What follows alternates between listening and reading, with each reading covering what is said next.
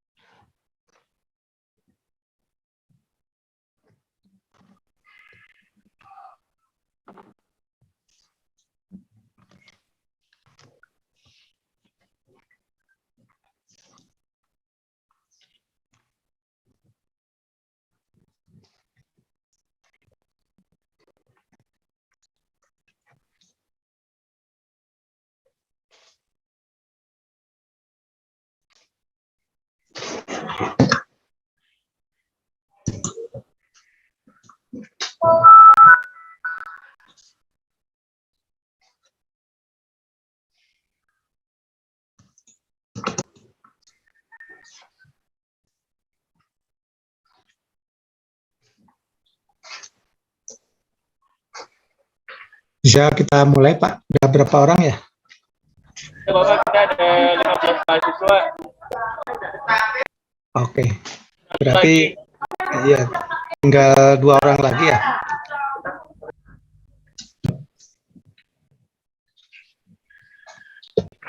Pak Dede sama kuliah. Pak Dede udah ada, tinggal masuk.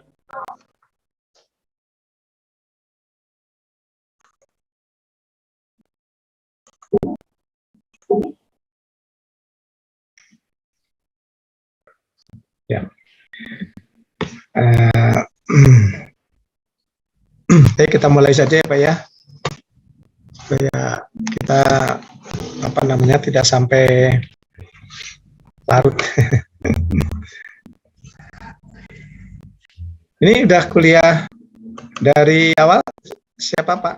Tadi. Pak Eka Pak. Ini ya sampai setengah 8 Pak ya? Iya betul Pak.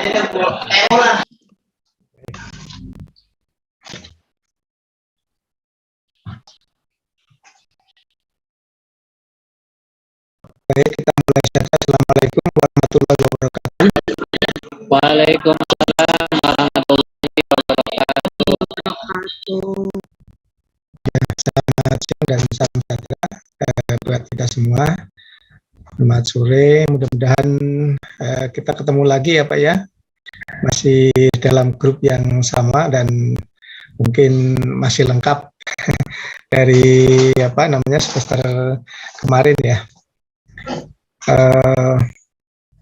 Apa namanya kita ketemu lagi dengan apa mata kuliah yang diberikan pada saya yaitu supervisi dan penjaminan mutu pendidikan ya. Kelas ini saya dengan Prof. Bibin ya, kalau salah ya.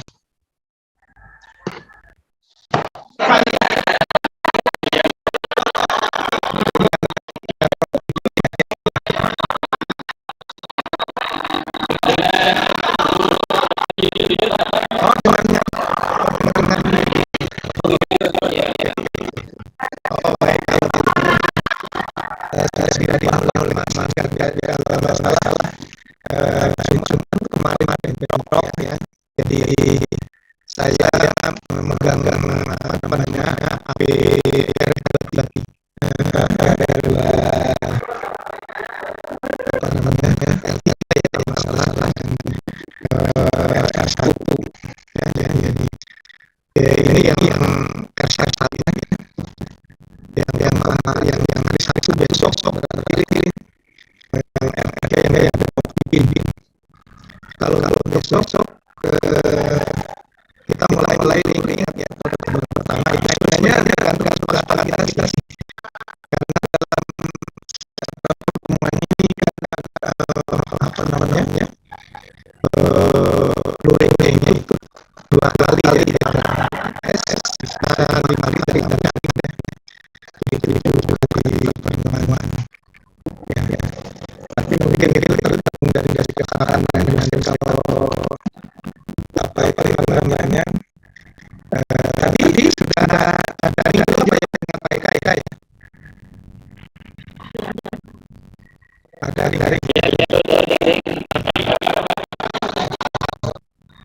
baik statistik kalau dari bisa juga ya iya baik kan apa namanya agak hitung ya matematika ya dan inilah kesehatan kita kayak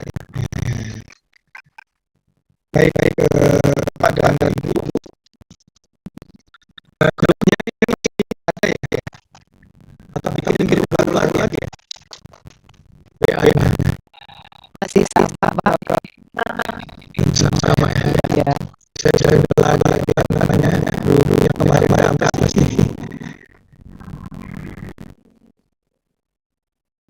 masih ada yang ingat ya nggak bisa di Ini kepala sukunya Pak Saiful Pak. sih kalau Pak Saifulnya sudah ada di sini itu tapi untuk ke grupnya mungkin apa berubah atau tidak ini ada nggak di sini ya Grup WhatsApp maksudnya Pak Dokter?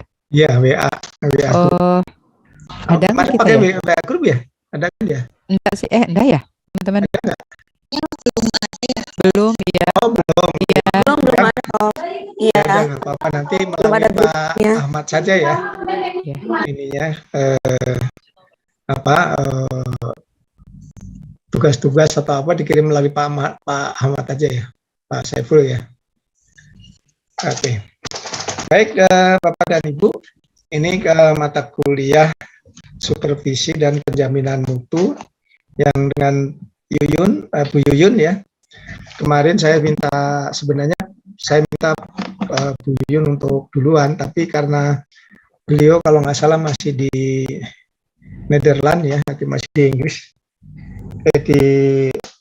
di Inggris di Birmingham atau apa itu saya lupa lagi ya nggak tahu sudah pulang atau belum dan apa namanya saya diminta untuk menyampaikan duluan gitu nah yang Prof. Didin juga minta saya duluan jadi saya semuanya menjelang UTS ya tapi nanti setelah UTS saya jadi istirahat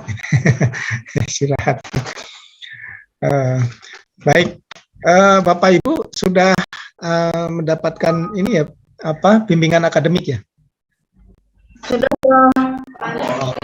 Oke ya sudah konsultasi juga dengan pembimbing akademik Alhamdulillah sudah Pak. Ya baik kalau begitu nih saya coba share ya untuk saya screen untuk pembagian tugas dan materi awalnya ini yang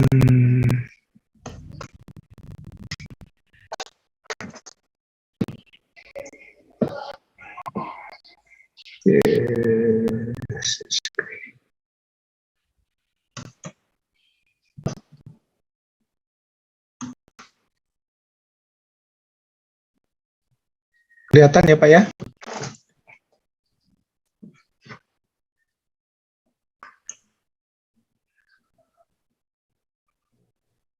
Ya,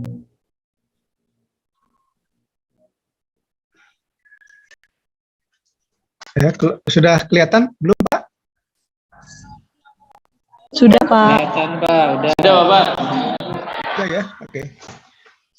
Baik, suara saya cukup jelas. Jelas, Pak. Jelas, Pak. Baik. Jelas.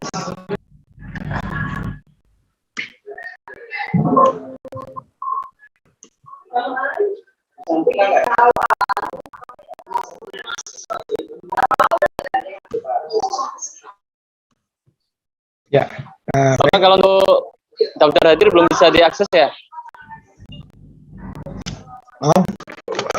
belum bisa ya. Bentar, kalau belum. Belum bisa, Bapak. Kalau di jadwalnya jam 4 sampai jam 6. Oke. Sebentar, Pak.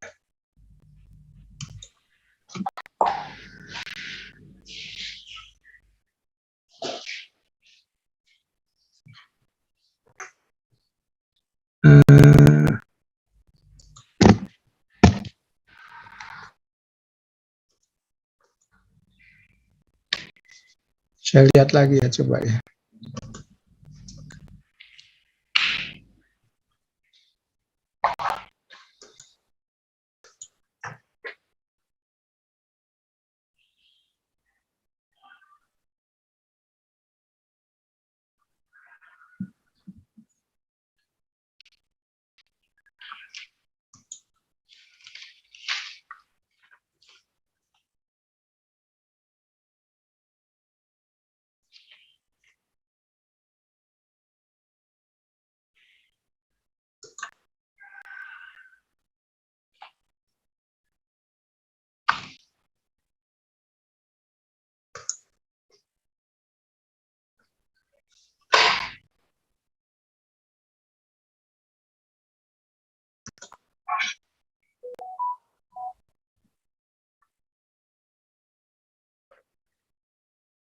Tanggal 3 ya, tanggal 3.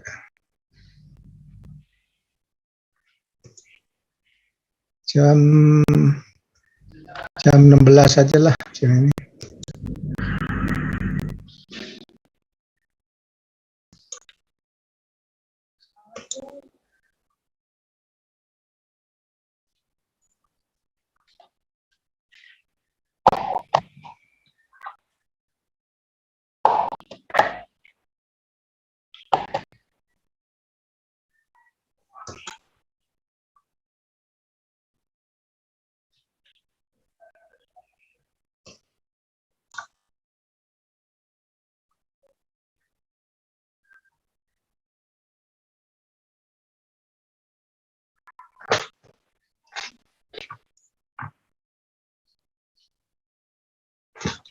Sudah bisa belum, Pak ya? Kalau enggak nanti saya aja yang inilah. Sudah bisa, Bapak. Oke. Terima kasih. Baik, terima kasih Bapak dan Ibu. Untuk pertama kali ini, seperti biasa saya mengingatkan ya, menyampaikan rencana pembelajaran pada semester ini. Ini mata kuliah kita itu adalah supervisi dan penjaminan mutu pendidikan. Ya, ini ada pada semester 2, SKS-nya ada 3, wajib ini ya. Nah, artinya tidak ada prerequisite sebenarnya.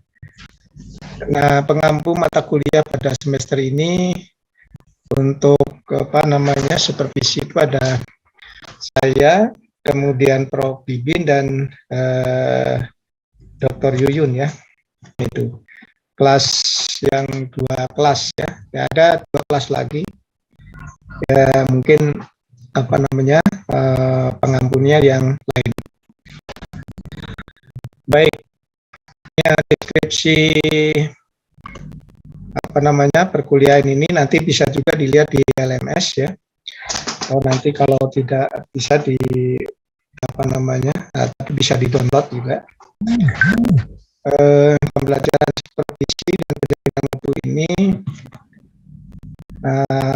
mencakup berbagai konsep ya, di antaranya adalah konsep dasar, model pendekatan, kemudian teknik supervisi dalam pendidikan.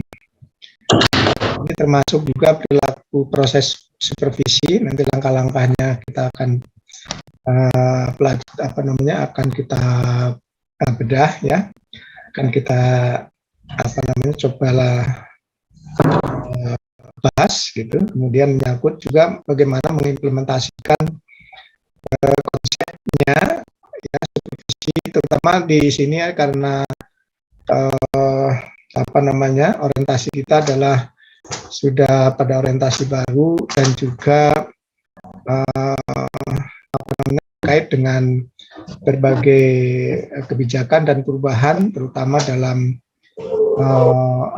kaitan dengan pembelajaran abad 21 ya.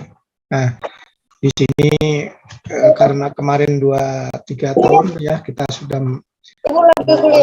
pembelajaran secara daring, maka kegiatan supervisi pun juga dicoba dilakukan pelaksanaannya juga secara daring ya, atau menggunakan perangkat berbasis digital. Dengan aspeknya itu menyangkut konsep mutu ya. Nanti saya kira mungkin ini juga sudah disinggung ya dari sebelumnya. Kemudian sistem penjaminan mutu, baik itu ada sistem penjaminan mutu itu ada internal ada eksternal ya. Oke. Nanti ini bagiannya Ibu Yuyun. Jadi di sini mata kuliah itu menyangkut sebenarnya dua konsep ya. Satu konsep berkaitan dengan supervisinya, kemudian yang kedua adalah konsep mengenai penjaminan mutu ya. Nah, penjaminan mutu itu ada internal ada eksternal ya. Kemudian di sini berkaitan dengan bagaimana sistem pengendalian mutunya ya.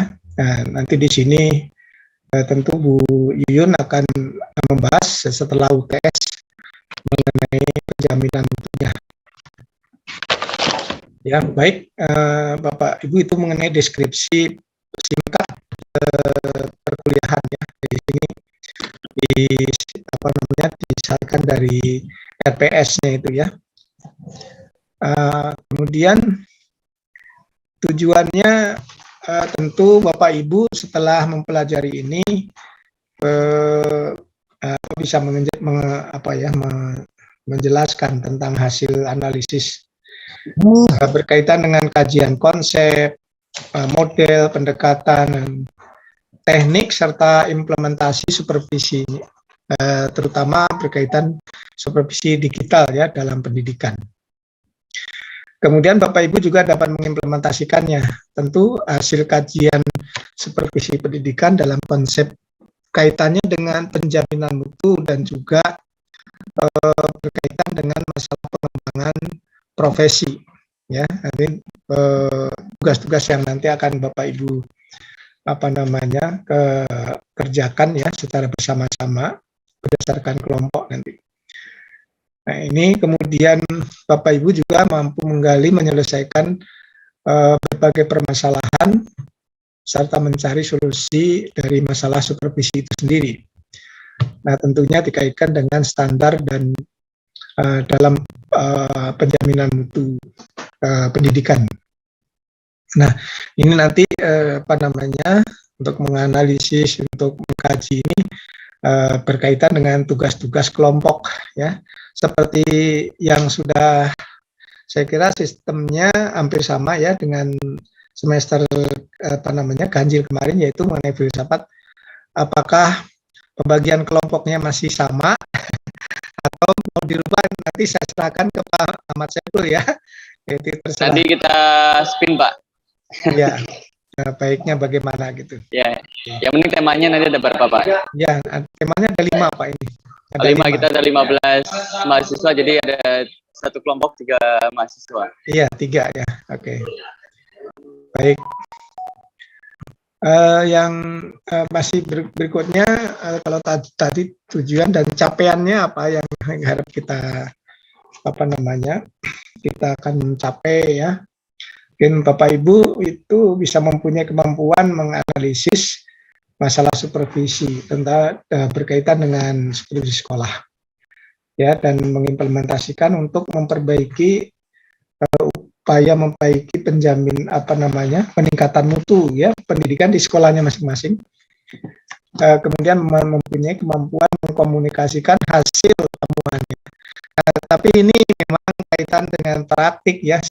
Tapi saya pikir Bapak Ibu dan teman-teman semua sudah sudah mengalami sih ya, apakah sebagai pendidik yang pernah disupervisi begitu ya, atau mungkin juga melaksanakan supervisi sendiri gitu. Barangkali ada juga yang sudah menjadi kepala sekolah gitu ya, atau pengawas. Nah ini punya pengalaman dalam bidang itu. Kemudian Bapak Ibu juga mempunyai kemampuan dalam upaya mengembangkan konsep. Nah, tentu ini kalau pengembangan konsep, kajian-kajian secara ilmiah ya, kajian-kajian secara mungkin temuan dalam tugas-tugas yang berkaitan dengan hasil penelitian ya, jurnal misalnya seperti itu, bisa diadopsi ya untuk pembuatan karya ilmiahnya atau artikelnya nanti ya, dan kemudian dipresentasikan nanti di dalam tugas kelompok ini. Nah, ini tugas kelompok ya. Tugas kelompoknya mulai kita P3 Pak ya. Mulainya pada P3. Ya, ini P1 hari ini dan P2 minggu depan ya. Ini saya masih menyampaikan beberapa konsep tentang supervisinya ya. Kemudian nanti P3-nya P4, P5, P6 sampai P7, ini 5 kelompok ya Bapak Ibu. Mungkin Pak Ahmad, Pak Saiful ya bisa. Ini yang pertama itu kelompok 1 itu adalah topiknya mengenai orientasi baru. Ini bisa diingat-ingat saja nanti kelompok siapa yang kelompok 1. Orientasi baru dalam mendukung peningkatan mutu pendidikan. Ya. Jadi supervisi kaitannya dengan peningkatan mutu pendidikan. Ya. Nah, kemudian untuk kelompok 2, kelompok 2 ini pertemuan keempat itu akan menyampaikan tentang model dan pendekatan supervisi. Ya, pendekatan dan supervisinya, terutama dalam pengelolaan sekolah, ya. Jadi bagaimana model dan pendekatan supervisi yang digunakan atau yang dipakai, yang dilaksanakan di sekolah, ya, untuk bagaimana meningkatkan pengelolaannya, ya, pengelolaan sekolah. Kemudian yang P5 itu tentang implementasinya, ya. Nah, atau digitalisasi supervisi, ya. Nah, ini terkait dengan saya kira model pembelajaran atau pembelajaran abad 21 itu, ya.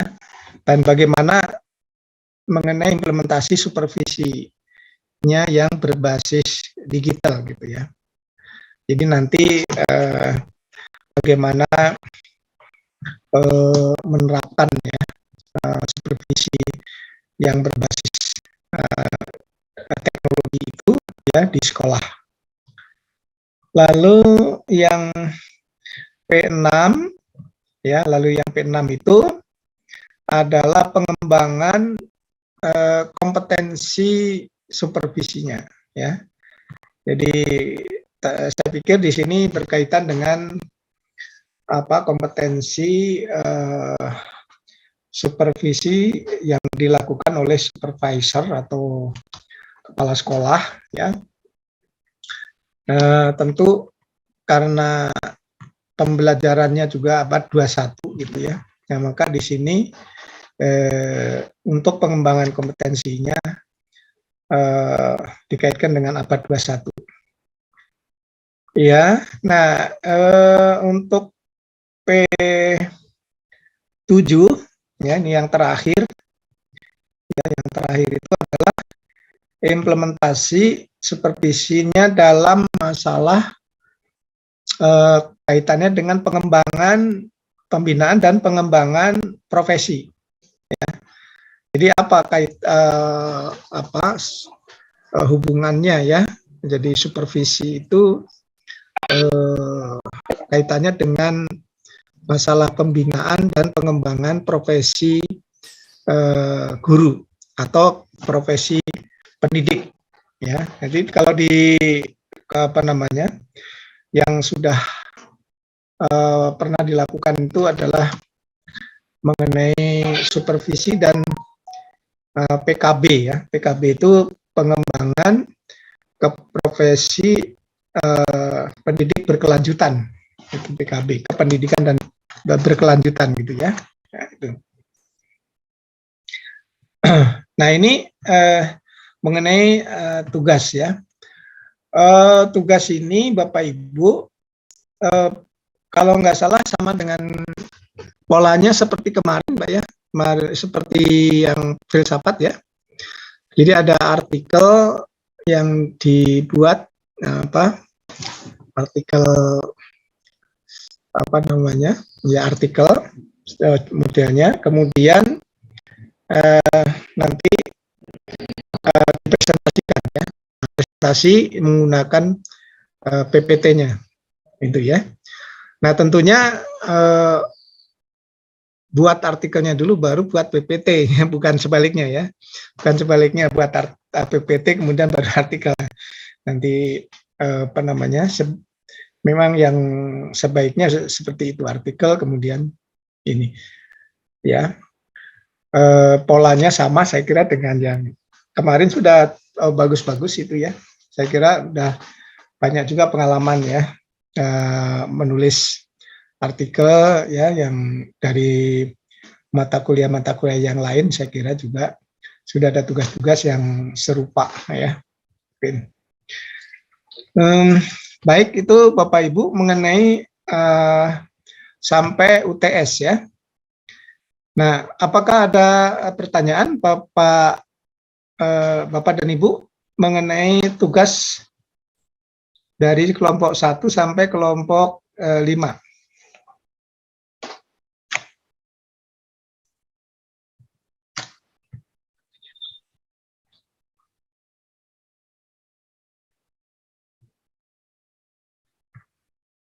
Halo? Belum ada, Pak Dokter. Belum. Ya, Prof, punten. Ya.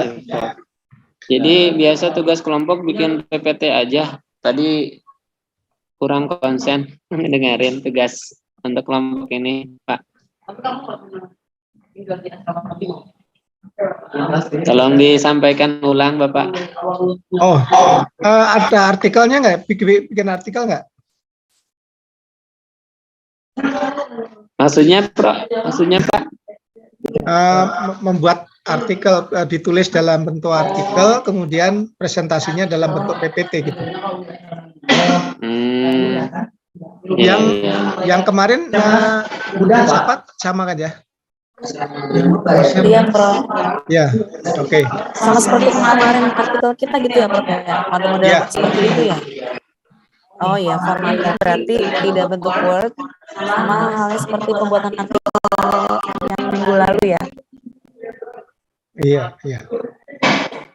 Konten artikel apa yang seperti filsafat yang semester 1, Prof? Kemana kita bikin artikel nggak, Man? Kalau filsafat itu hanya rangkuman materi yang sudah disampaikan, Prof. Bukan berupa artikel kalau filsafat kemarin yang pelajaran Bapak. Oh, gitu. Oke, kalau begitu Iya. yang sekarang apa ya? Itu yang Jadi kemarin itu gitu, Prof. Prof bukan profesor kan? Maaf, Pak. Oke. Ya. Kalau gitu gimana, Pak? Ya kalau seperti biasa kayak filsafat ya alhamdulillah. Nggak ada karya ilmiah, karya artikelnya ya untuk. Kalau semester ganjil nggak ada Bapak. Tapi kalaupun misalnya kita mau bikin, mungkin diberi waktu khususnya yang kelompok pertama kedua Bapak. Karena bikin artikel juga lumayan Pak, repot. Oke. Lebih baik seperti filsafat kalau lebih begitu enak. Begini aja, artikelnya nanti terakhir saja dibendel ya. Disatukan dalam satu bentuk kelima kelompok. Nanti disampaikan ketika pertemuan terakhir saja. Kan pertemuan terakhir itu kita taruh bisa luring ya. Pertemuan terakhir. Untuk artikelnya terakhir dari pertemuan terakhir menjelang UTS. Ya. Kalau judulnya harus sama persis atau silakan silakan boleh dimodifikasi, boleh istilahnya dimodifikasi atau disesuaikan ya Pak ya, ya. Dengan artinya kata kuncinya ini sajalah gitu ya, kata kuncinya berkaitan dengan ini. Jadi silakan dimodif modelnya gitu ya. Yang penting kaitan dengan kata kuncinya ini gitu ya, supaya sesuai dengan RPS ya yang ada di itu. Oke, baik Pak, Bapak Ibu, kita sepakati. Baik, jadi terakhir aja ya Pak ya. Ya, oke, terakhir. Jadi untuk PPT-nya nanti mulai boleh ya. Jadi artinya kan bisa dirapihkan ya. Tapi konsepnya mungkin barangkali sudah ada. Kemudian disampaikan PPT-nya. Gitu. Nanti terakhir dirapihkan itunya artikelnya ya. Kalau saya rasa contoh artikelnya nanti sudah ada lah saya kira ya dari teman-teman yang lain. Kalau enggak nanti di-share contohnya ya. Contoh artikel yang sudah ada gitu, yang pernah ada di grup.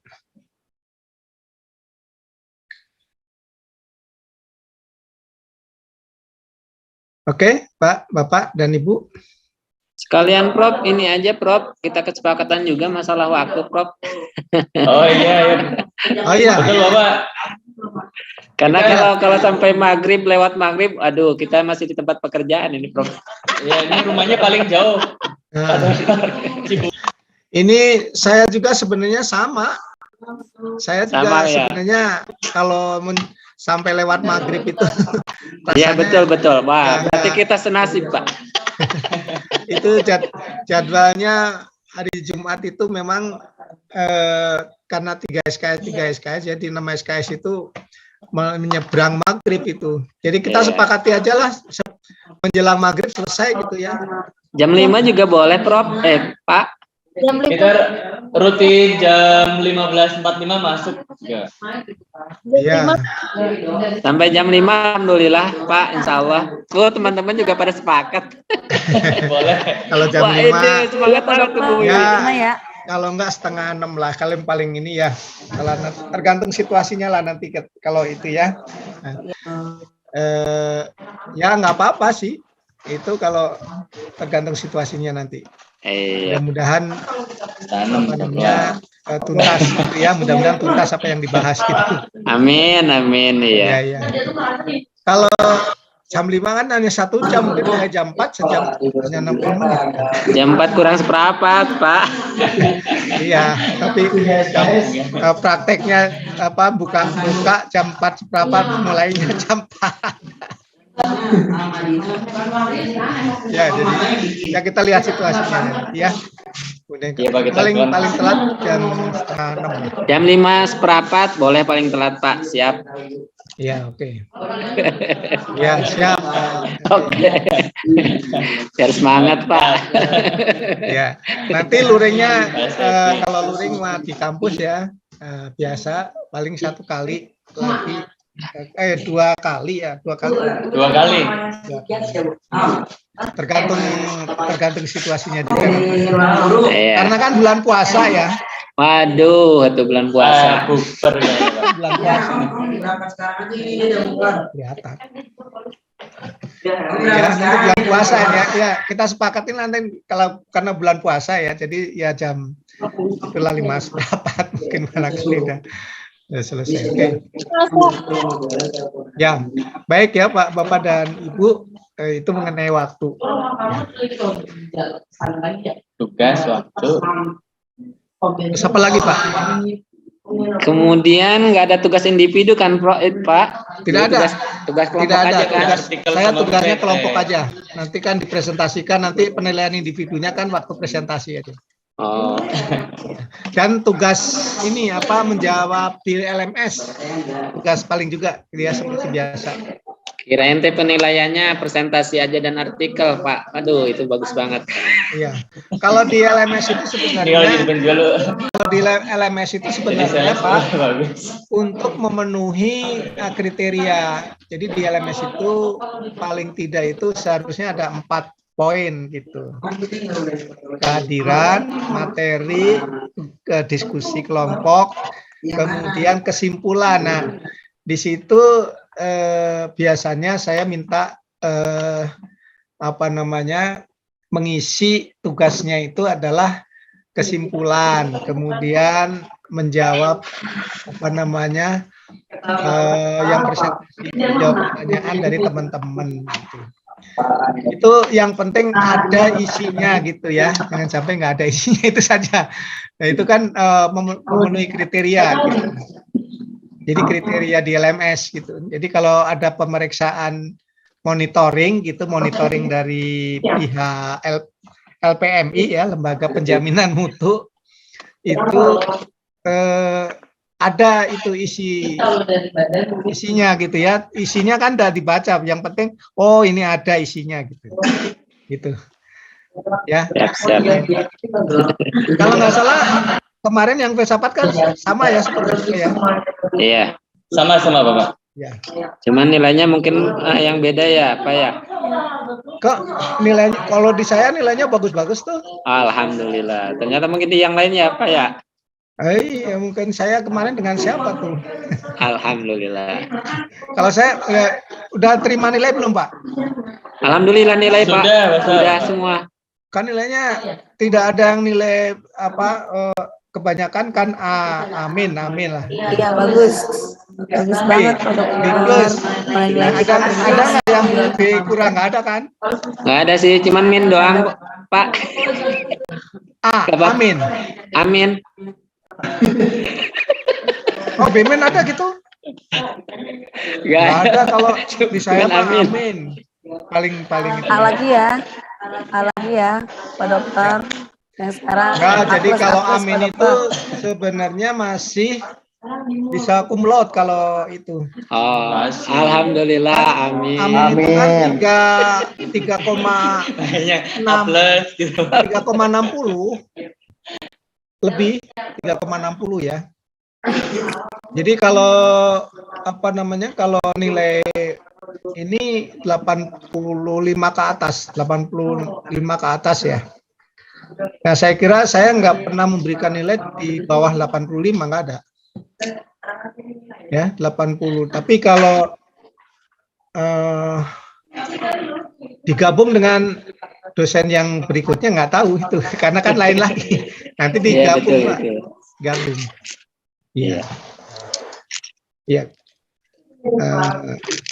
Karena kita harus juga apa namanya, dalam akreditasi itu ditanya juga itu tentang Nilai mahasiswa. nilai mahasiswa gitu ya. Iya. Jadi rata-rata itu yang baik itu sebenarnya 3, 8. rata 3 itu ya, minimal itu 3,6. Kalau S3 itu minimal 3,65 gitu. Nah itu yang apa namanya diharapkan ya, itu sesuai dengan itu. Sesuai Kemudian dengan harus selesai Bapak Ibu tuh harus selesai tepat waktu itu harusnya 50%. Antara 40 sampai 50% tepat waktu, artinya 2 tahun harus selesai, 50% dari jumlah peserta. Jadi kalau ini 17, misalnya 15 itu harus minimal 7 itu harus selesai tepat waktu. Itu 2 tahun. Nah, karena itu ada pembimbingan akademik itu sudah mulai menyusun proposal gitu ya. Kemudian nanti kan sudah ada metodologi penelitian kan Pak? Udah Pak. Metodologi penelitian sama penerapan Pak, penelitian. Ya, nah itu nanti semester 3 Bapak Ibu sudah dari mulai sekarang kalau temanya sudah dapat, itu sudah mulai mengumpulkan teori-teorinya, konsep-konsepnya, kemudian dikonsultasikan dengan pembimbing akademik. Pak, punten. Ya. Kalau pembimbing akademiknya kita WA tapi balasannya nggak tahu kapan, belum dibalas, itu gimana itu Pak? Itu lapor kepada Kaprodi, nanti disinggung di pertemuan. Nah itu apa, punten sebelumnya Pak, apa emang PA itu jadi pembimbing satu, apa emang hanya sekedar PA saja? Nah kalau Pak Kaprodi itu menginginkan yang PA-nya itu menjadi pembimbing gitu. Nah, pembimbing 1 atau pembimbing 2 gitu. Tapi kalau nggak dibalas-balas itu gimana? Kita gimana mau bimbingan, Pak? Terus saja, pembimbingnya siapa nanti lapor Pak, lapor. Udah bulan-bulan ini, dari Desember saya WA kok nggak diperiksa-periksa, kita proposal alhamdulillah sudah, kan tuh ada tugas Pak ya di metodologi penelitian. Kita pengen perbaikan lagi, maksudnya kan kita itu. Ya itu PA atau dosen pembimbing apa atau dosen penelitian? PA pembimbing udah oke masalah tema, tapi untuk proposalnya maksudnya belum dipegang-pegang, belum dijamah-jamah gitu. Oh. Suruh ujian langsung kali Pak Epi. Amin. Begini Pak, karena nanti begini, Bapak dan Ibu setelah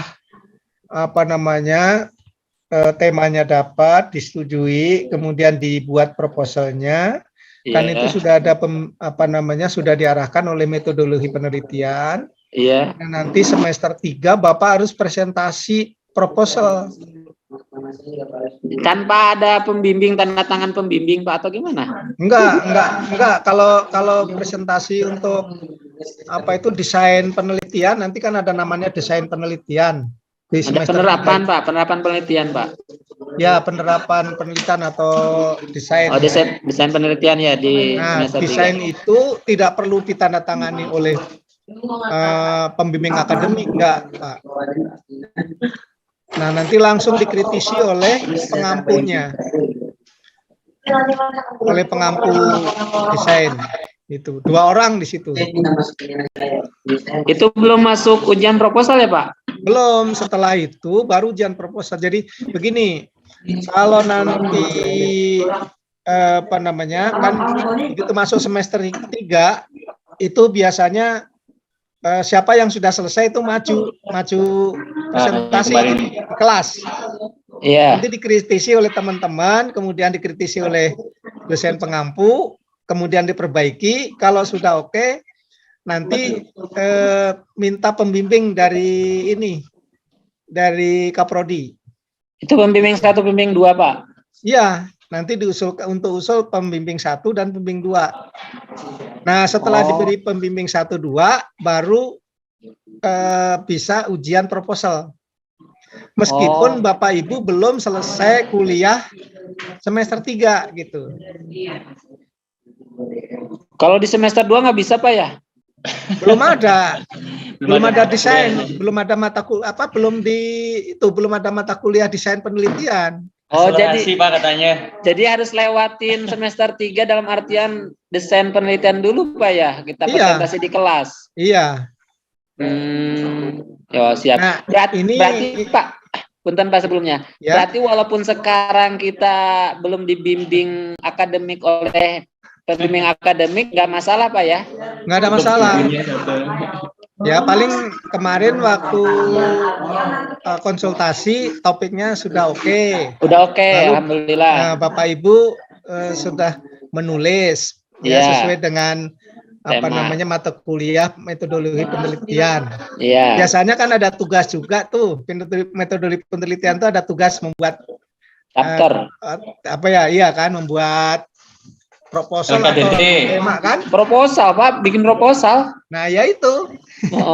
Hasil tugas metodologi penelitian itu nanti ditampilkan di semester 3 begitu dibuka langsung ditampilkan aja, Pak. Siap. Gitu. Paling kan nanti dikritisi oleh pengampu, ini kurang ini, sebaiknya begini.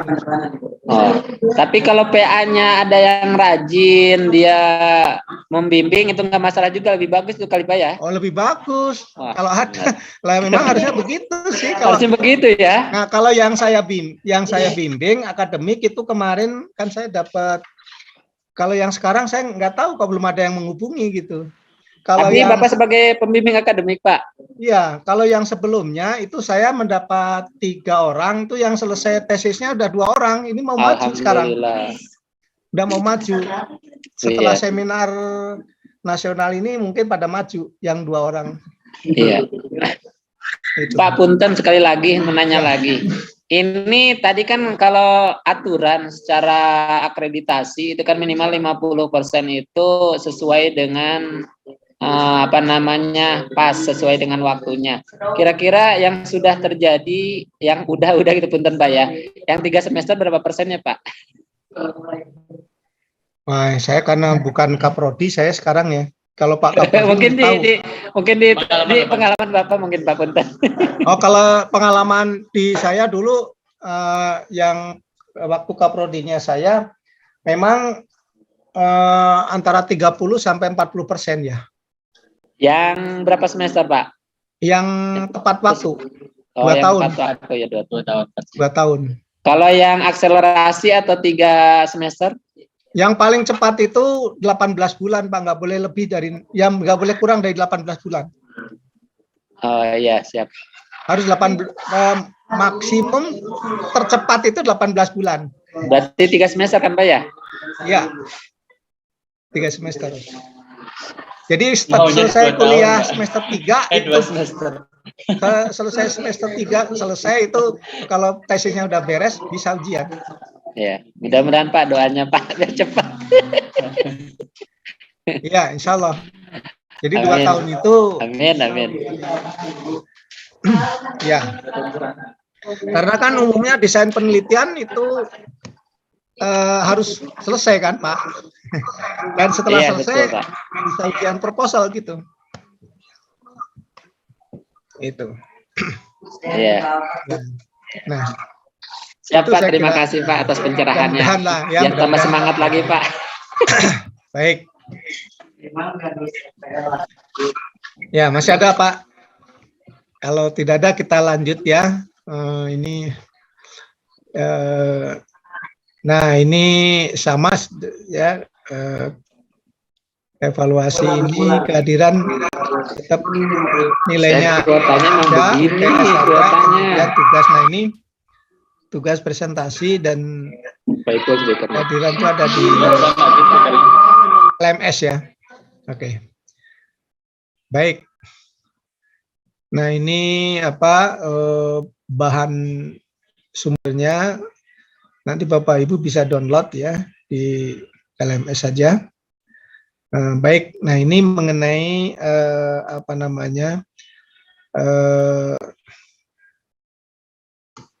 tugas yang harus diselesaikan tadi ya. Nah, kita coba masuk pada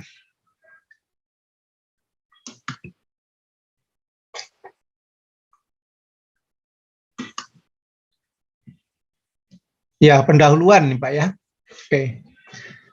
Ini karena bagaimanapun juga kita harus nanti tolong diingatkan ya Pak ya kalau kalau sudah waktunya ya.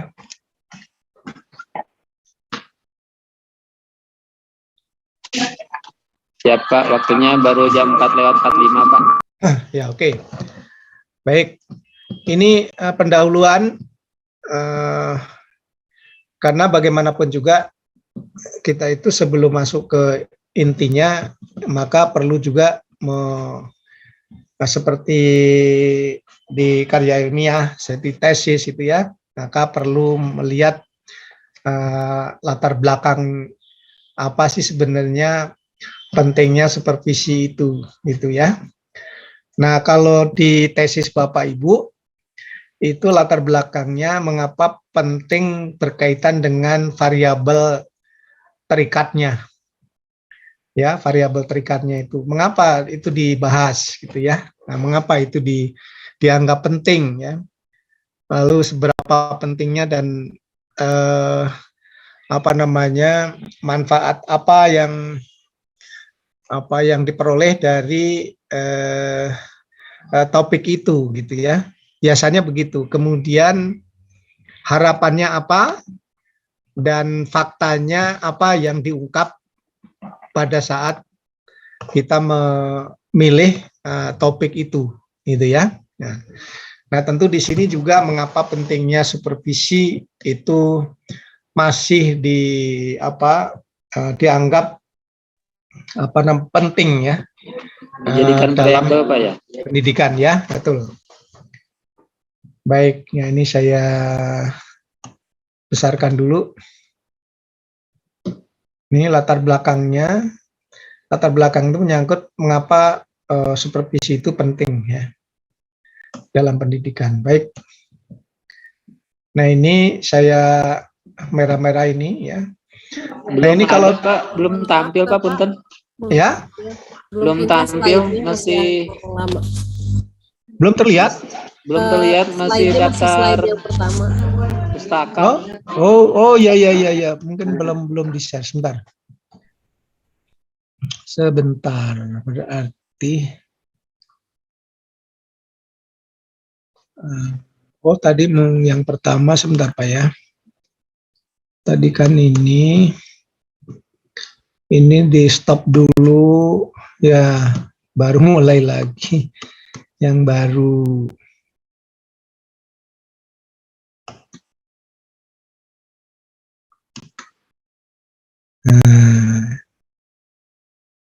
Ini Pak ya. Kali ini sudah kan? Ya, kelihatan Pak. Sudah Bapak, kelihatan. Baik. Nah, ini yang tadi saya katakan pendahuluan semua juga menyangkut sebenarnya pendahuluan itu mengapa membahas tentang pentingnya topik yang perlu dibahas. Nah, topik kita itu mengenai supervisi ya. Nah, kaitannya dengan masalah guru ya. Jadi guru itu adalah ya sebenarnya sudah mengalami semua Bapak Ibu ya. Sudah mengalami semua bahwa guru itu berkaitan dengan bidang pekerjaan yang disebut profesional gitu ya. Nah, profesional. Nah, ini sudah ada di dalam undang-undang ya, undang-undang guru dan dosen. Yang disebut profesional itu mendidik, mengajar, membimbing, melatih. Ya, Nah, ini dalam proses pembelajaran sudah dilakukan semua oleh Bapak Ibu ini. Ibu mendidik, Ibu juga mengajar, Ibu pembimbing juga, ya, Ibu melatih, Bapak Ibu melatih juga, ya. Nah, jadi dalam undang-undang guru dan dosen. Nah, bidang pekerjaan yang disebut profesional itu adalah pekerjaan yang dilakukan oleh seorang yang menjadi seorang profesional itu mendapatkan penghasilan, ya, untuk menghidupi kita, yang tentunya berkaitan dengan keahliannya, kemahirannya, kecakapannya, ya, untuk memenuhi standar mutu yang berkaitan dengan standar mutu dan norma tertentu serta memerlukan pendidikan profesi. Nah, Bapak Ibu, ketika undang-undang itu belum ada, ya, dulu profesi kita itu, profesi guru itu dulu masih sangat terbuka, ya. Sedangkan profesi yang lain itu sudah tertutup kebanyakan, seperti dokter, akunting, ya, kemudian advokat, hakim, kemudian dokter, apoteker dan sebagainya itu tidak boleh sembarangan, gitu, ya. Dan mereka melalui pendidikan profesi khusus. Dulu sebelum ada undang-undang itu siapa saja bisa jadi guru, gitu, ya. Seorang sarjana hukum jadi guru, seorang dokter jadi guru, gitu, ya. Seorang ekonomi, dari ekonomi bisa jadi guru dan seterusnya, gitu. Nah, dulu begitu, ya. Jadi guru itu profesinya dulu sangat terbuka. Nah, sekarang diupayakan supaya menjadi profesi yang sama dengan profesi yang lain, gitu. Karena itu harus dilakukan pendidikan profesi. Nah, yaitu mulai dari tahun 2007, ya, 2007 gitu, ya. Nah, itu mulai ada pemberian sertifikasi guru, ya, pemberian sertifikasi guru tahun 2007. Tetapi dengan portofolio dulu, ya. Nah, si portofolio, kemudian yang tidak lulus portofolio ikut PLPG, gitu, ya. Nah, tapi kesini, ya, dan sekarang portofolio itu sudah tidak ada lagi, ya. Kemudian PLPG yang hanya 9 hari itu 10 hari itu tidak ada lagi, ya. Memang kalau dulu portofolio dan PLPG itu diikuti oleh orang yang pengalamannya sudah lebih dari 15 tahun, gitu, ya. Nah, kalau sekarang pendidikan profesi ini bisa diikuti oleh seorang yang belum menjadi guru atau mungkin sudah menjadi guru honor, gitu, ya. Nah, kalau dulu itu harus menjadi guru tetap, gitu, ya. Nah, sekarang guru honor bisa mengikuti pendidikan profesi melalui tes, ya. Nah, ini dari pemerintah, ya, memerlukan pendidikan profesi. Karena itu sekarang ada PPG namanya, nggak ada lagi. PPG itu hanya PPG Prajab, PPG Daljab, ya, PPG Mandiri. Jadi Bapak Ibu yang belum, ya, barangkali ada yang belum, ya, mengikuti pendidikan profesi guru, bisa melalui jalur itu, ya, jalur Mandiri, kemudian jalur Prajab, ya, kemudian jalur Daljab. Ya, kalau Daljab itu dalam jabatan. Jadi Bapak Ibu yang sudah menjadi guru sebuah yayasan atau apa itu, ya, sudah mengemban jabatan sebagai guru tapi belum memiliki sertifikasi guru, maka itu mengikuti. Kemudian Prajab. Nah, Prajab itu adalah yang Prajab itu yang belum menjadi guru atau sudah menjadi guru tetapi belum diangkat menjadi guru tetap, gitu ya. Nah, itu prajab. Nah, lamanya 2 semester ya, atau 38 SKS itu. Ya, pendidikannya dalam 1 tahun. Kalau mandiri itu adalah yang dibiaya sendiri gitu ya, bukan pemerintah gitu. Tetapi tetap dicatat atau tercatat kuotanya oleh negara gitu. Karena konsekuensinya kalau seseorang yang sudah yang sudah memiliki profesi, sertifikasi profesi itu maka harus diusulkan oleh sekolah untuk mendapatkan tunjangan profesi. Ya, atau yang sudah memiliki sertifikasi profesi itu untuk bisa menjadi persyaratan untuk menjadi guru. Nah, itu ya, itu mengenai pekerjaan profesional. Ya, itu kaitan dengan ini. Kemudian yang berikutnya adalah profesi ini berkaitan dengan potensi seorang pendidik ya, yang dilakukan secara continuous gitu, harus melalui pengembangan supaya secara terus-menerus ya dilakukan upaya untuk bertumbuh dan berkembang ya. Karena itu guru harus dilakukan pembinaan gitu ya. Nah, pembinaan dan pengembangan oleh lembaga pendidikan itu ya, penyelenggara pendidikan itu.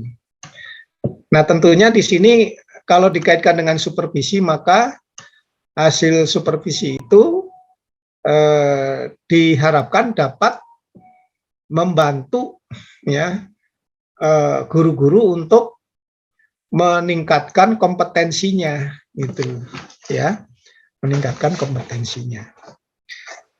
Oke, baik, yang berikutnya tidak semua guru dididik di lembaga pendidikan yang secara baik ya.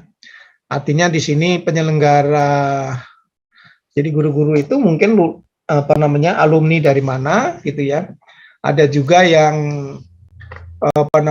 perguruan tinggi atau LPDK yang meluluskan guru tapi kualifikasi lembaga pendidikannya mungkin akreditasinya kurang bagus misalnya begitu ya, atau belum terakreditasi ya. Mungkin juga ada juga yang istilahnya ya, kalau dulu begitu ya. Jadi kuliah tidak, ijazah dapat gitu, ada juga ST apa nih. ya dulu ada gitu ya, tapi sekarang saya kira semua lembaga pendidikan itu harus terdaftar di dan dimonitoring oleh Dikti ya, oleh Dikti. Sekarang nggak ada yang abal-abal gitu ya, saya kira. Oke. Nah, ini perkembangan ilmu pengetahuan dan teknologi serta mobilitas masyarakat mendorong guru terus-menerus belajar menyesuaikan diri. Nah, saya kira ini guru itu harus mengikuti gerak langkah perkembangan perubahan-perubahan yang terjadi di dalam masyarakat gitu ya, atau mungkin tuntutan perkembangan ilmu pengetahuan dan teknologi. Dulu zaman yang guru-guru tua ya, guru-guru lama itu, kalau sekarang mungkin sudah agak malas gitu ya mengikuti perubahan teknologi gitu ya, yang nggak bisa ya udah minggir gitu ya sekarang. Ya kalau nggak bisa mengikuti perkembangan, minggir gitu ya. Jadi sekarang betul-betul ilmu pengetahuan dan teknologi, pembelajaran yang sekarang itu udah memanfaatkan perangkat-perangkat teknologi yang sudah harus dimampui gitu, dimiliki begitu ya. kan itu. Baik. Nah, ini pentingnya pengembangan sumber daya manusia. Oke, ini pentingnya pengembangan sumber daya manusia, yang termasuk di dalam pengertian sumber daya manusia ialah ketenagaan. Ketenagaan itu menyangkut, kalau di pendidikan itu ada pendidik dan tendik ya, tenaga kependidikan gitu, beda ya. Tenaga kependidikan itu tenaga laboran gitu ya, tenaga TU gitu ya. Nah, kemudian tukang ya laboran, kemudian tukang kebun dan sebagainya itu ya, pesuruh kelas itu. Nah, tapi juga sumber daya pendidikan itu termasuk dana yang dimiliki, sarana dan prasarana yang dimiliki oleh sekolah gitu ya. Nah, guru yang profesional itu memiliki ciri-ciri, memiliki kemampuan sebagai ahli dalam bidang mendidik dan mengajar. Ya, memiliki rasa tanggung jawab dan mempunyai komitmen kepedulian terhadap tugasnya. Nah, ini ciri-ciri profesional. Ahli dalam bidang. Nah, maka kalau di sini Bapak Ibu dilihatnya dari apa? Sertifikat profesinya. Jadi kalau di SMP, SMA, SMK itu setiap guru bidang studi itu namanya memiliki sertifikasi profesi pada MAPEL ya, pada bidang studi. Gitu. Kalau untuk di sekolah dasar, maka sertifikat pendidiknya itu adalah sertifikasi profesi guru kelas gitu ya. Nah, itu beda, guru kelas ya. Kalau di SMP SMA guru MAPEL ya. Maka dalam proses pendidikan profesinya khusus gitu ya. Kalau di Unpad itu kita menyelenggarakan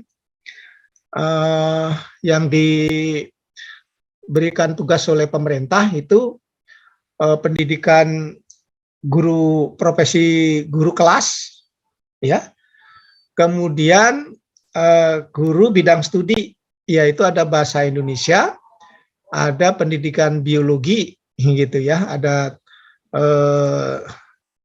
4 ya dengan bahasa Inggris gitu ya.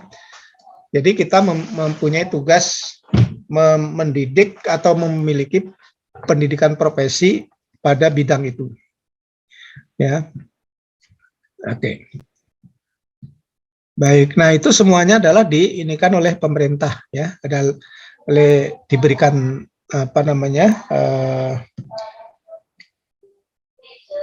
tugas yang untuk mendidik pendidik profesional gitu. Ya. Mengapa mengembangkan sumber daya? Yang pertama, ini jabatan guru itu diumpamakan sebagai sumber air ya. Sumber air itu harus terus-menerus bertambah agar agar sungai itu dapat mengairi terus-menerus. Ya, itu kalau guru harus bertambah ilmunya gitu ya. Guru harus menambah pengalamannya, guru harus menggali sumber-sumber pengetahuannya supaya bisa memberikan kepada para peserta didiknya begitu ya. Nah, jadi begitu. Yang kedua, jabatan guru itu diumpamakan sebagai pohon ya, sebatang pohon yang buah-buahan. Pohon itu tidak akan tidak berbuah lebat bila akar induk pohon itu tidak mendarat zat makanan ya. Ini diibaratkan bahwa guru itu harus sebagai pohon ya, yang induknya begitu ya, yang mampu menyerap zat makanan yang bisa berguna bagi pertumbuhan peserta didiknya Gitu ya, ini sebenarnya. Nah, jabatan guru yang harus tumbuh berkembang itu baik pertumbuhan yang berkaitan dengan pribadi atau personal gitu ya, dan juga pertumbuhan profesi. Nah, ini kalau personal pribadi atau personal itu setiap orang ya, orangnya gitu ya. Kalau profesional, pertumbuhan profesi itu adalah berkaitan dengan pekerjaannya. Gitu. Nah, baik. Nah, pengembangan profesi itu adalah suatu kondisi ya, di mana guru itu harus belajar terus-menerus ya. Yang namanya guru tadi diibaratkan kalau pohon itu harus menyerap zat-zat gitu ya, artinya ada isi ya, berkaitan dengan gizi, berkaitan dengan isi ya, perkembangan ilmu, pengetahuan dan teknologi itu harus diserap, istilahnya begitu ya. Nah, guru terus-menerus itu harus menggali berbagai informasi ya, baru kemudian untuk mengembangkan tugas-tugas profesinya ya, supaya lebih memiliki pengembangan ide, gagasan, dan juga lebih kreatif gitu di dalam penyampaian tugas-tugasnya gitu. Nah, yang berikutnya perlunya supervisi pengembangan guru dapat didekati dengan dua sudut pandang ya. Yang pertama, pertumbuhan dari dalam diri guru itu sendiri ya. Ini kalau istilah kita itu adalah ada motivasi intrinsik ya. Nah, kalau Bapak Ibu mempelajari tentang motivasi kerja, itu motivasi kerja ada intrinsik, ada ekstrinsik. Nah, motivasi kerja intrinsik itu adalah dari dalam gitu ya. Nah, biasanya kalau dalam teori motivasi ada teori I dan teori X gitu ya. Teori Y dan teori X gitu. Nah, orang yang memiliki karakteristik teori seperti kalau J itu orang-orang yang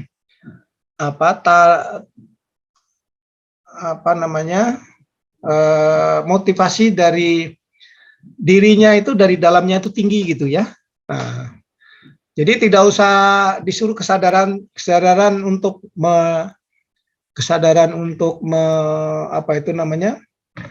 mengembangkan dirinya, itu sudah ada dari dalam gitu ya, tanpa disuruh gitu, kesadarannya tinggi gitu. Tapi ada juga yang perlu didorong ya. Nah, kalau itu teori X itu, jadi harus ada ekstrinsik. Nah, mungkin kaitan dengan supervisi ini, seorang kepala sekolah atau seorang pengawas itu diharapkan ya sebagai pendorong begitu ya dari luar gitu, memberikan pandangan, memberikan masukan, memberikan kesempatan, memberikan motivasi dari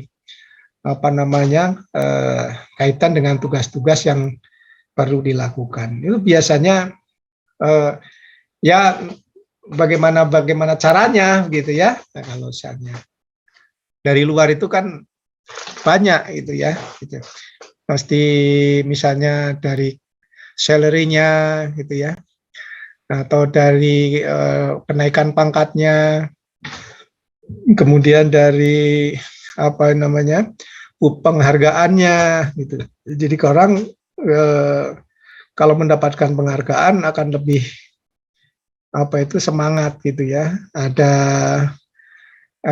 nilai X-nya, nilai plusnya, maka dia semangat gitu ya. Nah, itu ada orang-orang yang memang perlu dorongan dari luar. Maka motivasi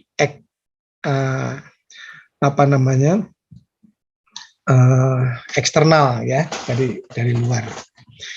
Intrinsik, ekstrinsik gitu. Nah, itu saya kira yang berkaitan dengan itu. Nah, Bapak itu ini ada Swaringen ya, itu menyebut ada 6 apa namanya yang berkaitan dengan ini, yaitu latar belakang kultural ya, kemudian latar belakang filosofis, latar belakang psikologis, latar belakang sosial, sosiologis, latar belakang pertumbuhan jabatan ya. Nah, ini akan kita bahas satu persatu. Ini kaitan dengan supervisi, kaitan kalau seseorang ya apa namanya untuk berkembang itu ada latar belakang kulturalnya. Pendidikan adalah bagian integral dari kebudayaan. Jadi kebudayaan itu harus diartikan sebagai satu kompleks gagasan, ide, norma, dan peraturan. Ya. Nah, ini Bapak Ibu kalau apa itu namanya? Dalam penelitian di tesis atau skripsi itu ada satu variabel yang disebut variabel budaya organisasi atau budaya sekolah ya. Nah, budaya sekolah atau budaya organisasi itu bisa dijadikan satu variabel ya, kaitannya dengan apa, misalnya kinerja, variabel budaya dengan kinerja misalnya. Nah, kemudian kultural ini bisa juga berkaitan dengan perilaku ya, yang telah mengakar di dalam masyarakat. Kalau sekolah ya mungkin di dalam sekolah itu sudah ada budaya. Barangkali di sini banyak lembaga-lembaga pendidikan yang kulturnya itu sudah tumbuh dan berkembang dari awal ya, misalnya berkaitan dengan sekolah-sekolah yang berbasis apa namanya agama misalnya begitu ya. Nah, itu biasanya terbentuk kulturnya itu di misalnya pesantren gitu ya, kulturnya sekolah nasional, sekolah yang berbasis agama dan sebagainya. Nah, ini membentuk apa namanya budaya yang berkaitan dengan perilaku. Ya. Nah, bisa juga budaya wujud benda-benda hasil karya manusia, ya. Nah, ini kalau budaya itu ada namanya budaya apa itu namanya abstrak, ya. Ada budaya konkret. Nah, kalau budaya abstrak itu budaya yang tidak nampak, ya, tetapi nampaknya itu bila diwujudkan dalam perilaku, gitu. Nah, tetapi ada juga budaya yang sifatnya abstrak, ini ya. Nah, kalau abstrak itu biasanya berupa konsep-konsep yang bisa apa namanya, kalau konsep itu bisa diwujudkan dalam bentuk apa namanya konkret, gitu ya. Tapi dalam bentuk abstrak itu biasanya tidak terlihat, gitu ya. Oke. Nah, sekolah itu bertugas mengkaji kreasi dalam menciptakan kebudayaan yang bersumber dari bangsa itu sendiri. Kalau ini kita kaitan dengan biasanya ideologi ya, ideologi bangsa itu ya. Nah, bagaimana dengan perlunya supervisi bagi yang bertugas? Supervisi bagi yang bertugas itu mengembangkan potensi kreativitas para peserta didik. Ya. Jadi apa namanya, pendidik itu mengembangkan potensi peserta didiknya. Nah, kalau apa namanya, guru yang kreatif, guru yang selalu berpikir maju ya, selalu berpikir apa namanya, menggunakan kreativitas ide-ide yang baru, maka sebenarnya di dalam penelitian seringkali dijadikan variabel itu Bapak Ibu ya, variabel kreativitas guru. variabel yang berkaitan dengan keinovatifan atau keinovasian guru, gitu ya. Itu variabel-variabel. Variabel yang berkaitan dengan perilaku guru, gitu ya, dalam budaya misalnya, dan lain sebagainya. Nah, ini bisa dijadikan variabel di dalam penelitian. Nah, kemudian mengkoordinasikan segala usaha dalam rangka mengembangkan budaya sekolah. Nah, jadi nanti kita akan membahas juga pada pertemuan kedua, nanti akan saya coba untuk menyampaikan supervisi dan manajemen sekolah, ya, supervisi manajemen sekolah gitu. Nah, ini ya, sekolah bukanlah tempat untuk mengisi pengetahuan saja, tetapi juga sekolah harus berfungsi sebagai laboratorium sosiologis dan pusat kebudayaan di mana ide, karya, serta potensi peserta didik dapat dikembangkan. Ya, kalau ini peserta didik itu berbasis pada biasanya kebutuhan atau kepentingan peserta didik itu sendiri di dalam lingkungan masyarakat. Jadi kalau kita memberikan kalau dulu itu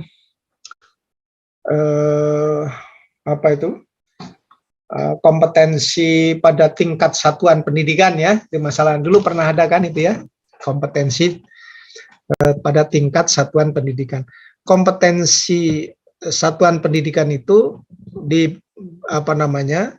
dimaksudkan adalah masing-masing lembaga itu memiliki kemampuan potensi yang berbeda-beda gitu ya. Kalau di lingkungan nelayan misalnya gitu ya, beda dengan lingkungan industri, ya, gitu ya. Kemudian juga kalau yang berbasis agama, berbasis misalnya pesantren dan sebagainya. Nah, ini potensi-potensi peserta didiknya itu bisa dikembangkan sesuai dengan faktor-faktor itu. Nah, saya kira demikian ya, Baik, ini latar belakang filosofis itu berkaitan dengan sistem pendidikan, ya, yang berdaya guna bila berakar secara mendalam pada nilai-nilai yang ada pada pandangan hidup suatu bangsa. Ideologi kita adalah Pancasila, gitu ya. Nah, tentu filosofi yang berkaitan dengan nilai-nilai pandangan hidup bangsa itu, maka nilai-nilai Pancasila, ya, sebagai ideologi bangsa itu bisa dijadikan sebagai dalam sistem pendidikan memang sudah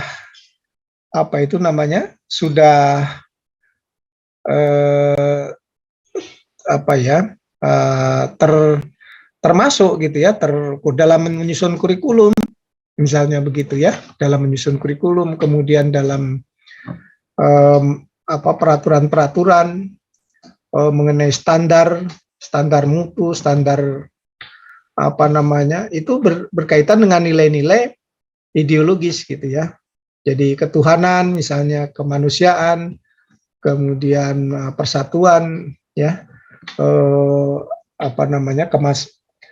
demokrasi atau kemasyarakatan, dan juga keadilan. Nah, itu semuanya dimasukkan di unsur-unsur itu di dalam pengembangan peserta didiknya. Ya. Oke, yang berikutnya ini pada Pak, punten Pak. Halo. Ya, Pak. 5:30 Pak ya. Oh, udah. Mengingatkan aja Pak. Oke, nggak apa-apa. Sebentar, kagok ini ya sedikit lagi. Oke, jam 17. Ya, 10 menit lagi Pak. 10 menit. Ini selesai latar belakang ini. Oke, yang berikutnya adalah di Indonesia itu adalah apa ini? Nah, pendidikan di Indonesia itu berkaitan dengan sistem Among ya. Dan sebenarnya dari dulu juga sudah ada filosofinya, itu Ki Hajar Dewantara itu. Ing ngarso sungtulodo, ing ngarso bangun karso, dan Tutburi Handayani, dan itu sudah digunakan juga logonya itu di Tutburi Handayani ya, logo sampai saat ini. Nah, isinya mendasarkan pendidikan pada jas kodrat alam ya.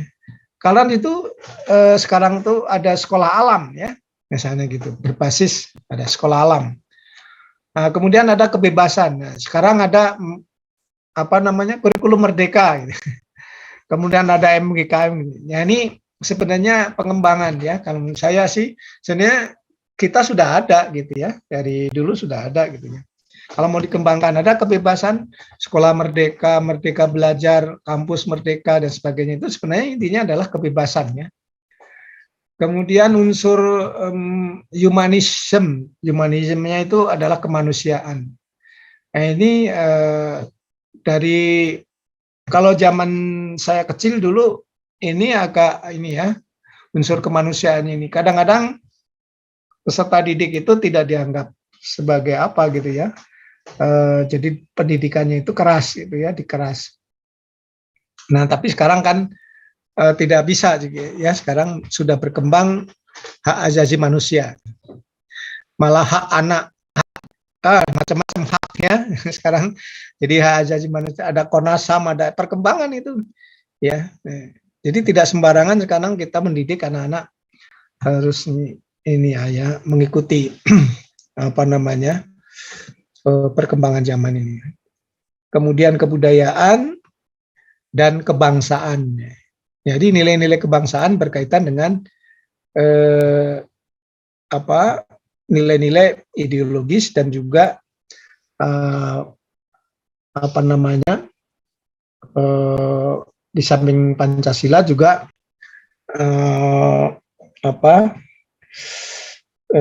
wawasan Nusantara ya, wawasan kebangsaan, NKRI dan sebagainya. Nah, sistem pendidikan yang berakar dari itu ya. Oke. Nah, ini latar belakang psikologis itu, secara psikologi supervisi itu berakar mendalam pada pengalaman manusia. Pengalaman diartikan sebagai kegiatan usaha mengembangkan diri ya. Nah, sehingga orang dapat memiliki cara pemecahan masalah baik sekarang maupun masa yang akan datang. Jadi dari psikologi supervisi itu ya. Nah, dalam proses pembelajaran di kelas bukan pada apa namanya, kurangnya pengetahuan tentang teknik mengajar, tetapi karena putus mata rantai, yaitu hubungan kemanusiaan yang terputus antara guru dengan murid ya. Nah, ini ya. Kemudian dalam Thomas Gordon itu menguatkan bahwa ada mata rantai yang putus gitu ya dalam proses pembelajaran di kelas, yaitu hubungan kemanusiaan. Nah, ini Bapak Ibu, ini untuk kaitan dengan masalah humanis ini ada dorongan yang berkaitan dengan bentuk persetujuan kata ya. Kalau kita kenal dengan 3S gitu ya, saya kira ini 3S itu sapa, senyum, santun ya. Dan memberi hormat, tertawa, akan memberi semangat baru. Jadi humanis itu apa namanya, kepada peserta didik ya. Jadi harus santun juga, bukan muridnya kepada gurunya. Saya kan santun ya, tapi gurunya juga harus santun kepada muridnya dan memberi senyuman juga ya, memberi sapaan dan seterusnya gitu. Kadang-kadang ada juga yang guru yang ketemu di misalnya ya ketemu di jalan tahu bahwa itu muridnya tapi nggak pernah misalnya disapa, menunggu disapa oleh muridnya. Padahal tapi kadang-kadang guru juga karena muridnya banyak banget gitu ya, kadang nggak tahu itu ini murid. Nah muridnya ada yang nyapa duluan, bapak, bapak gitu atau ibu gitu. Nah itu tentu hal ini adalah berangkat dari kebiasaan di sekolah gitu kayak kalau biasanya disapa senyum kemudian santun gitu ya, saya kira siswanya juga akan begitu. Nah, latar belakang sosial, unsur-unsur demokratis nampak dari ini. Nah, ini menghargai martabat sebagai makhluk yang memiliki keunikan pribadi. Nah, Bapak Ibu, keunikan pribadi bahwa setiap manusia itu berbeda-beda. Kita tidak boleh, saya kira, menganggap bahwa peserta didik itu sama. Jadi mereka mempunyai latar belakang yang berbeda, ya mungkin latar belakang ekonomi, latar belakang budayanya, latar belakang masyarakatnya, gitu ya. Nah, kemudian anak petani dengan anak nelayan, anak pegawai negeri, anak pejabat mungkin berbeda, gitu ya. Nah, saya pikir di sini keunikan-keunikan itu harus kita coba untuk diperhatikan.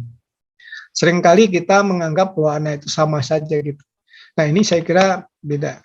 Kalau dulu dalam kurikulum berbasis kompetensi itu adalah kita memperhatikan siswa itu, peserta didik itu memiliki potensi yang berbeda-beda, gitu ya.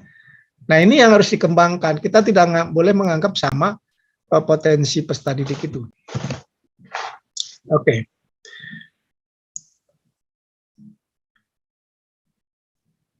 Menghargai tentang berpikir orang lain, ya, kebebasan individu. Nah, saya kira Bapak dan Ibu, kita sendiri juga di sini menghargai ya ide gagasan masing-masing guru, masing-masing orang gitu ya. Kalau ujian, ujian ini ya, ujian tesis, ujian disertasi, ujian skripsi itu yang penting kalau ditanya jawab. Jadi seperti ini latihan kan Bapak Ibu, kalau misalnya presentasi ada pertanyaan dari peserta yang lain, yang penting dijawab kan. Nah, jawaban mungkin tidak sesuai, tetapi itu sebenarnya kita menghargai potensi masing-masing. Orang kan tidak sama persepsinya ya. Nah, yang latar belakangnya agak keagamaan, mungkin dia lebih menjawab banyak kaitan dengan kehidupan keagamaan ya. Tapi orang yang hidupnya misalnya di agak lingkungan yang agak keras misalnya gitu ya, mungkin muncul juga ya hal-hal yang menjurus kepada agak kekerasan misalnya seperti itu mungkin ya. Nah itu berkaitan dengan kebebasan individu. Yang penting bahwa kita menghargai apa yang dihasilkan atau yang dimiliki oleh seseorang ya. Nah makanya kalau seseorang itu memiliki kemampuan yang berbeda, itu justru menjadi kekuatan bagi organisasi itu ya. Tidak hanya satu jenis ya, tapi beberapa jenis kemampuan orang itu akan kalau disatukan akan menjadi kuat gitu ya. Ada orang ahli matematika, ada orang ahli ekonomi, ada ahli hukum, ada ahli, kalau disatukan jadi hebat. Jadi organisasi itu menjadi kuat gitu. Ya. Nah, itu saya kira yang berkaitan dengan itu. Sosiologis ya. Nah, oke. Nah, ini Bapak Ibu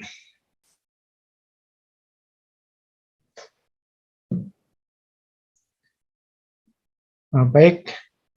Nah, itu saya kira ya beberapa hal yang Bapak Ibu apa namanya? Ini saya sebagai latar belakang ya.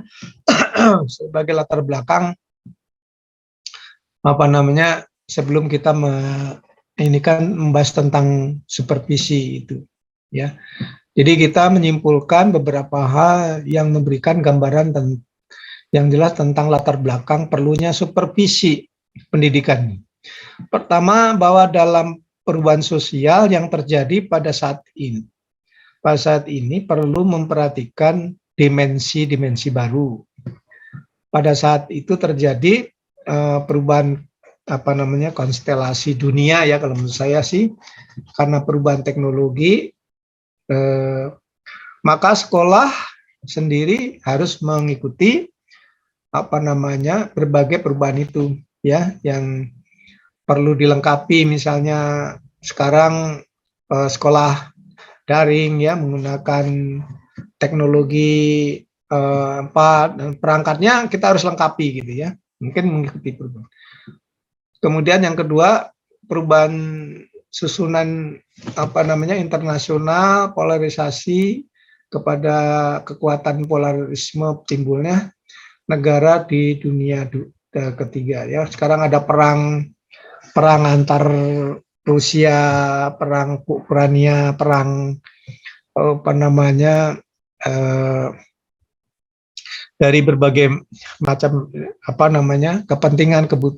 kepentingan negara-negara lain gitu ya.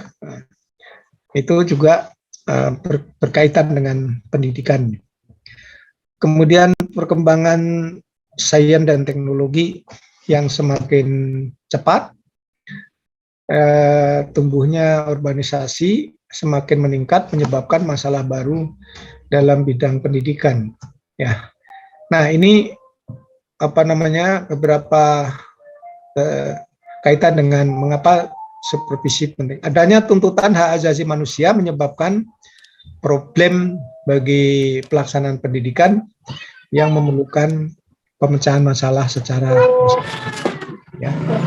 Kemudian birokrasi juga menghambat kelancaran dalam bidang pendidikan. Nah, ini nanti kalau dibahas apa birokrasi itu ya. Di sini perlunya supervisi pendidikan, yaitu orang yang bertugas membantu, ya, memberikan support, ya, mengajak ikut, ya, sehingga memecahkan masalah-masalah yang dihadapi oleh para guru. Nah, ini kaitan dengan intrinsik dan ekstrinsik. Nah, saya kira supervisi ini pada intinya adalah bagaimana temuan-temuan dalam supervisi itu bisa dimanfaatkan untuk membantu meningkatkan kemampuan, potensi, mengembangkan guru di dalam meningkatkan kompetensinya, gitu ya. Nah, saya kira itu nanti akan dibahas lebih lanjut untuk pertemuan berikutnya. Saya kira demikian ya Bapak Ibu, karena kita komitmen ya udah lewat ini 2 menit kalau 5:30 ya, tadi mulainya pukul 4 ya. Oke, itu saya kira Bapak Ibu. Apakah ada pertanyaan? Silakan.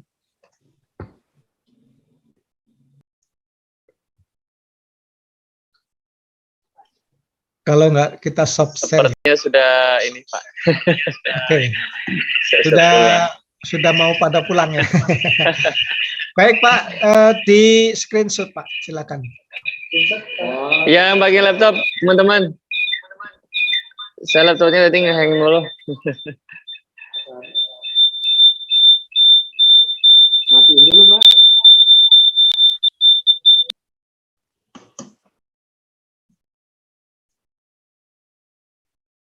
Iya, itu belum dibahas ya. Ada beberapa chat ya, tapi itu mohon maaf ya, udahlah nggak apa-apa. Diizinin, maaf. Oh, sudah ada chatnya Pak di LMS? Iya, ini ada yang chat. Oh, yes. Yeah. Iya. Oh, yeah.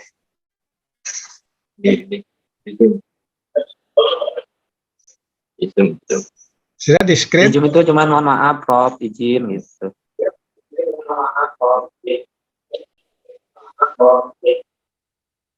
Ini pakai laptop kan? Siapa Lufti atau siapa atau Satu halaman ya sebentar. Ya, mungkin Bulia boleh. saya lagi di HP, pakai HP. Ya sebentar. Sedang proses. Bulia Komaria. Silakan Bu. Kasih senyuman yang lebar. Ya sudah. Terima kasih. Oke. Terima kasih Pak Ya, baik. Dokter. Ya, terima kasih Bapak Ibu. Kita tutup dengan Assalamualaikum warahmatullahi wabarakatuh. Waalaikumsalam. Waalaikumsalam warahmatullahi wabarakatuh. Terima kasih Pak Dokter. Ulang itu di share screen-nya dikirim ya ke saya Pak Saiful ya. Siap, Bapak. Teman-teman besok kuliah jam 8 ya. Nanti kita spin kelompok. Insya Allah Pak. Kalau enggak kena tuh kan. Sekarang kayaknya udah pada nggak